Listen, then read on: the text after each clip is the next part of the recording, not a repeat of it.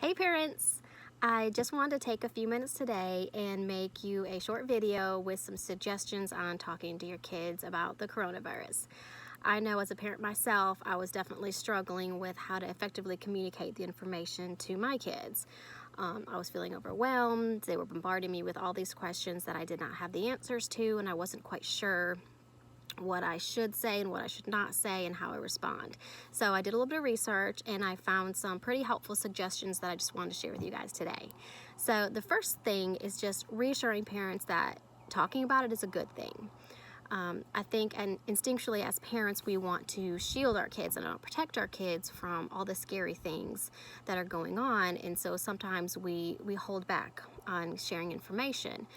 But in reality, if we leave our kids in the dark too much, then they'll start to form their own conclusions based on misinformation that they've received. They're talking to their friends, they're watching things online, they're getting information from other sources, and when they get that information, sometimes their imaginations kind of take off from there. And we all know that sometimes kids' imaginations can take them to some pretty scary places. And this in itself can cause more harm than good. So it's important that we are allowing our kids to have opportunities to ask questions so that we can help clarify and clear up any misunderstandings and just focus on giving them just the facts that are really going on.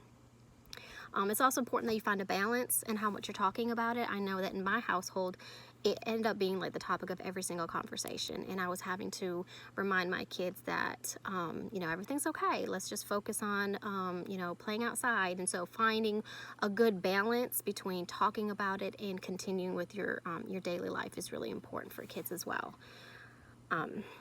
The other suggestion is, making sure that you're giving simple age-appropriate responses, making sure that you're sticking with just the basics and just the facts. You don't want to give them too much information. They don't need to know the details that maybe but basically just the facts, just what is necessary for them to know to feel comforted and safe.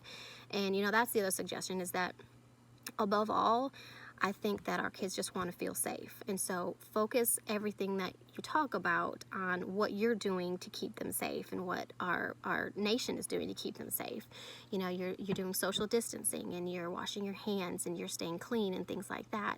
And as a community, we've got our doctors and our nurses who are prepared to help anyone who is sick. And we've got the doctors who are working round the clock researching, trying to find a vaccine and trying to find a treatment for it. So helping them focus on that, will help them, feel comforted in that everything is okay too.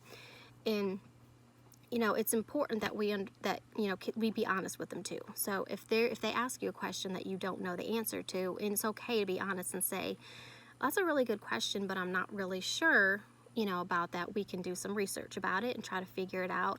Or it's okay to say also that, it's okay not to have all the answers. It's okay that we don't know what's going to happen tomorrow. It's okay to not know those things. We're just going to focus on keeping ourselves safe, and we're going to focus on carrying on our daily life and, working on your schoolwork and your chores and trying to keep things as normal as possible, which is the other suggestion, is having some type of routine. It doesn't have to be like minute to minute, unless that works for you. If that works for you, then absolutely put it in there. For me at my house, it's you're going to wake up at this time, you're going to do math at this time, reading at this time, and you have when you're going to have lunch and when dinner and bedtime. And so having some type of stability and normalcy in the house will help them feel comforted as well, to know that in a world where there's so much that they can't control and they don't know, and we can't control, we don't know, that they know what to expect at home. They know that we're going to do math at 10 o'clock. They know that lunch is coming at 12 and that they're going to bed at 9. And so all those things that help them be able to feel that stability and that comfort will help calm some of those nerves and some of that anxiety. Another thing is that I know that this has been something that I've struggled with definitely too, is making sure that I'm mindful of my own emotions and my own reactions to things that I have read or heard.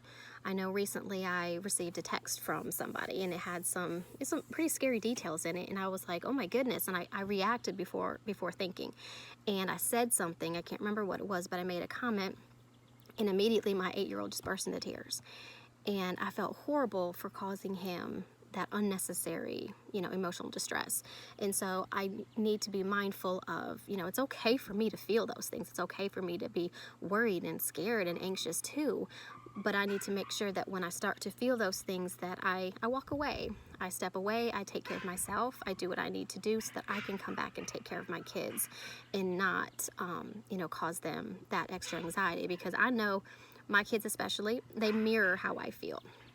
So if I'm anxious or scared or nervous, they're going to feel that way too.